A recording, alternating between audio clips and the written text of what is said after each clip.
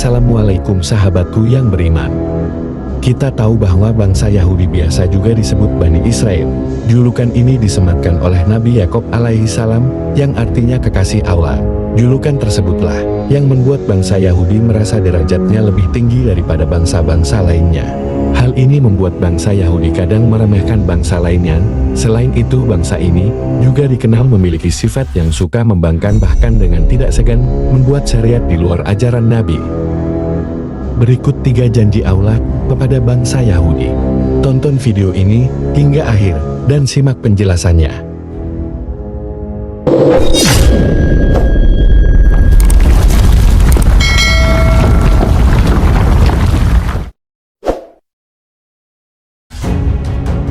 Satu, menjatuhi hukuman kepada kaum Yahudi.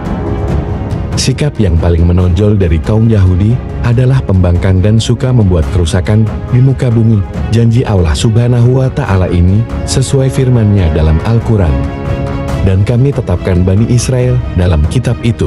Kamu pasti akan berbuat kerusakan di muka bumi ini 2 kali, dan pasti kamu akan menyombongkan diri dengan kesombongan yang besar. Quran Surat Al-Isra 4-5.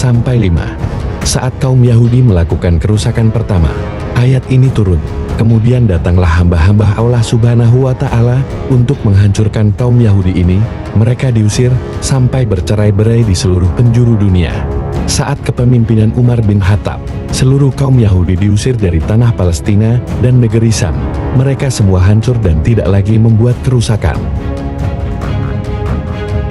2. Kebangkitan sementara kaum Yahudi.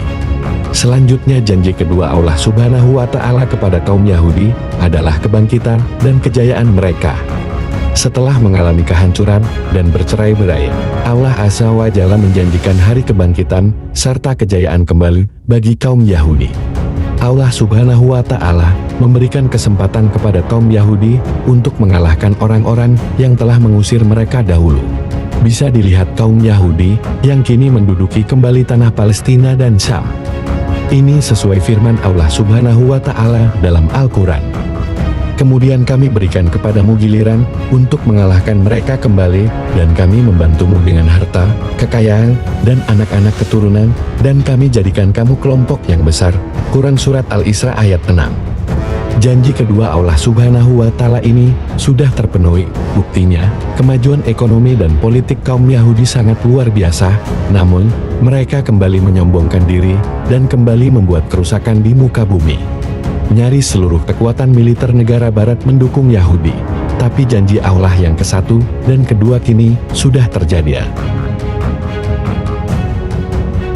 Inilah janji Allah berikutnya untuk Yahudi. 3. Kehancuran lagi kaum Yahudi.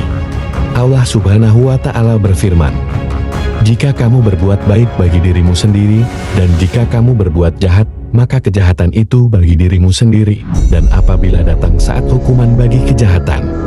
Yang kedua, kami datangkan orang-orang lain untuk menyuramkan muka-muka kamu dan mereka masuk ke dalam masjid, sebagaimana musuh-musuhmu memasukinya pada kali pertama, dan untuk membinasakan sehabis-habisannya apa saja yang mereka kuasai. Quran Surat Al-Isra ayat 7.